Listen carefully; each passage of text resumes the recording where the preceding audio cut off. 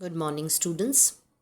मैं Mrs Sangeeta Jain Samant, associate professor of home science, government girls college Ajmer. आज युवावस्था के चैप्टर को कंटिन्यू करने जा रही हूँ। तो बीए पार्ट 1 होम साइंस के लिए पेपर 1 यूनिट 3 में युवावस्था के चैप्टर का आखिरी भाग बताने जा रही हूँ, जिसमें हम जिक्र करेंगे युवाओं के लिए माता पिता जब वो बन जाते हैं तो उनके क्या उत्तरदायित्व होने चाहिए, क्या उनकी रिस्पॉन्सिबिलिटीज़ हैं। पिछले चैप्टर में हमने मैरिटल एडजस्टमेंट की बात की थी और हम बात करते हैं जब फैमिली लाइफ शुरू हो जाती है, बच्चे परिवार में आ जाते हैं, बच्चे का जन्म हो जाता है 1 या 2, तो उनकी रिस्पॉन्सिबिलिटीज़ बहुत बढ़ जाती हैं। उसके साथ साथ एक चेंज भी आ जाता है। तो आज हम बात करने जा रहे हैं माता पिता के उत्तरदायित्वों के बारे में। चलिए चैप्टर शुरू करते हैं।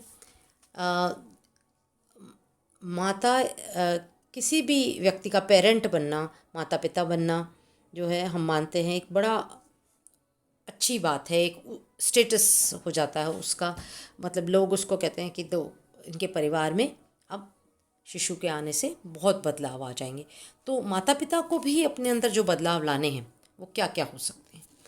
माता पिता एक आयोजक के रूप में, माता पिता as a planner, parent as a planner, इनको क्या करना होता है, सारे जो मिलजुल कर बच्चे के आगमन के बाद एक प्लानिंग करनी है। बल्कि प्लानिंग शुरू हो जाती है बच्चे के आने से पहले, और जिस तरह से उनको आगे कैसे अपना समय बच्चे को देना है, अपनी रिस्पॉन्सिबिलिटीज़ के बारे में क्या करना है, इन सब की प्लानिंग उनको करनी पड़ती है। एक संगठनकर्ता के रूप में, पेरेंट एज एन ऑर्गेनाइज़र, जब आपने कोई चीज़ की प्लानिंग करी है तो ऑर्गेनाइज भी आप ही करेंगे। तो जो आपका समय है वो बच्चे को देना है। और माता पिता होने के नाते कोई छोटे शिशु की ही बात नहीं कर रही हूँ मैं इस समय, बाल्य अवस्था में जो बालक हैं उन सब के लिए भी आपको सारी चीज़ें ऑर्गेनाइज करनी हैं। उनके स्कूल के बारे में भी सोचना है, उनको आगे कैसे पढ़ाना है, क्या करना है, उनके क्या सब्जेक्ट होंगे, उनको किस तरह से आप एक्टिविटीज़ कराएंगे, को करिकुलर एक्टिविटीज़ कराएंगे। तो ये सारी चीज़ें जो हैं आपको ऑर्गेनाइज करनी है। उनको स्कूल लाना ले जाना, सब उनकी तरफ पढ़ाई की तरफ ध्यान देना, ये भी इम्पोर्टेंट होता है। उनके एंटरटेनमेंट की तरफ ध्यान देना। अब इन दिनों जैसे कोविड के समय में बच्चों के प्रति बहुत ज़्यादा कर्तव्य बन जाता है माँ बाप का कि उनके लिए हर चीज़ ऑर्गेनाइज करें, प्लान करें और ऑर्गेनाइज करें। फिर माता पिता का जो एक दूसरा रूप है वो है प्रबंधक के रूप में, as a manager, parent as a manager. आपने ऑर्गेनाइज कर लिया इवेंट, पर मैनेज करना उसको आपको आना चाहिए। आपको हर चीज़ जो है, जो भी आपको परिवार के लिए करनी है, माता पिता होने के नाते आपको उसके लाइफ के बारे में मैनेज करना है, उसकी day to day activities manage करनी है, उसके किस दिशा की ओर वो जा रहा है, उसका व्यक्तित्व कैसे निखरेगा, ये भी आपको मैनेज करना है। तो parent as a manager is very important. Next आपके हैं माता पिता एक निर्माणक के रूप में, मतलब एज अ बिल्डर। भविष्य का निर्माण करना माता पिता का कर्तव्य है, बालक के भविष्य का निर्माण। तो उस भविष्य का निर्माण करने में क्या करना है, उसको एक ऐसी दिशा में ले जाना है जहाँ वह एक अच्छा व्यक्ति, अच्छा नागरिक, एक अच्छा इंसान बन सके।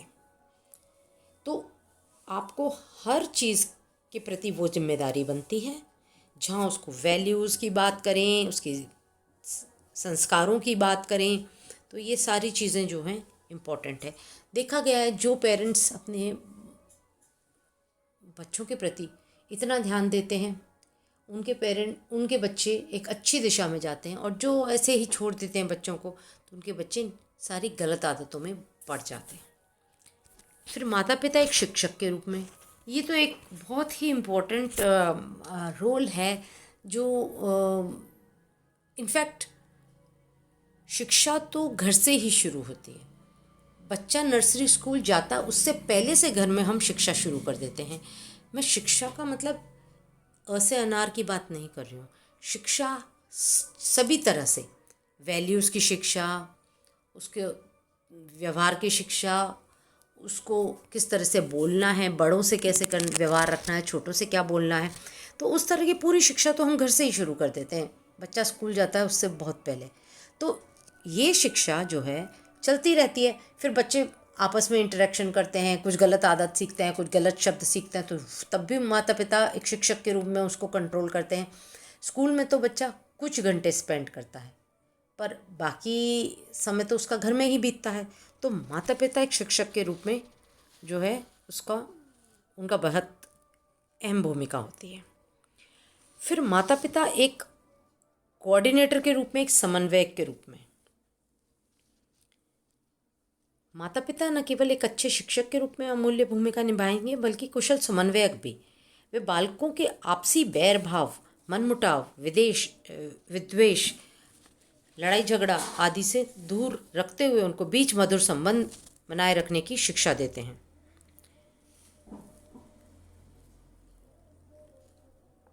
नेक्स्ट है माता पिता एक संयोजक के रूप में।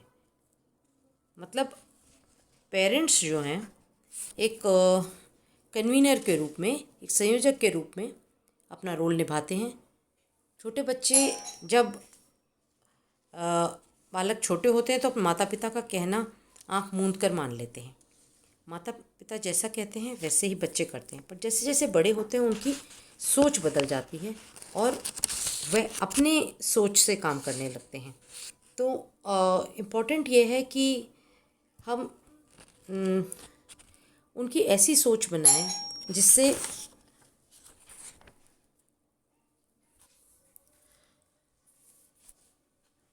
पेरेंट्स का जो संयोजक की तरह जो है वो उनका रोल बहुत इम्पोर्टेंट इसलिए हो जाता है कि वे बालकों को स्वावलंबी बनने में मदद करें, उनके कार्यों का निरीक्षण करें, अवलोकन करें और मूल्यांकन करें और उनको गाइड करें। इसलिए जो है एक कन्वीनर के रूप में बहुत इम्पोर्टेंट हो जाता है पेरेंट्स का role.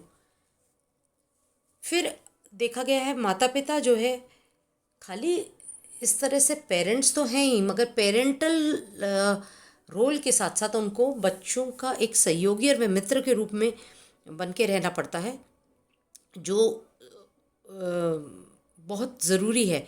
Parent as a friend and as a colleague. तो देखा गया है कि